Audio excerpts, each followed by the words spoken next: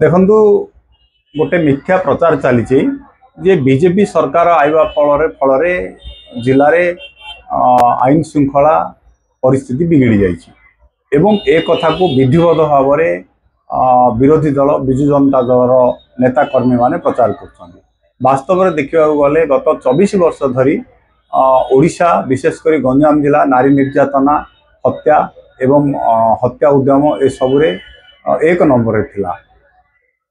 से समय मीडिया को से कंट्रोल करते एवं कोठे ना कोठे से समय अपोजिशन ए कथा को उठे पार नथिले। आज गोटे प्रकार एमाने गोटे हेबक तैयारी करछंदी एवं ताको राजनैतिक फायदा नेबा एक व्यापक प्रचार करछंदी। ए कथा भी सत जे लॉ एंड ऑर्डर रे किछि विभ्रांत सृष्टि होछि, किछि असुविधा अछि, किंतु जो प्रकार एमाने प्रचार करछंदी वास्तव में ताहा नाही। आपण देखंतु से समय जदि कौन गोटे घटना घटुला लोके राजरास्ता को आसवे आंदोलन करेंगे लड़े कले अपराधी मानू गिरफ्त करा। एबे 24 घंटा रु 48 घंटा मध्य अपराधी माने गिरफ्त होउछंदी।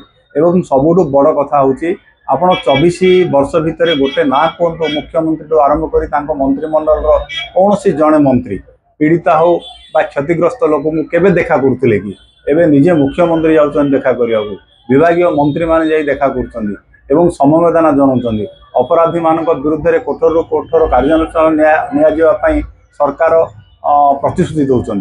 तेणु जो लॉ एंड ऑर्डर खराब होगा बोलिकी बीजेडी दल नेता कर्मी माने प्रचार कर वास्तव सत्य ठारू बहुत दूर रे।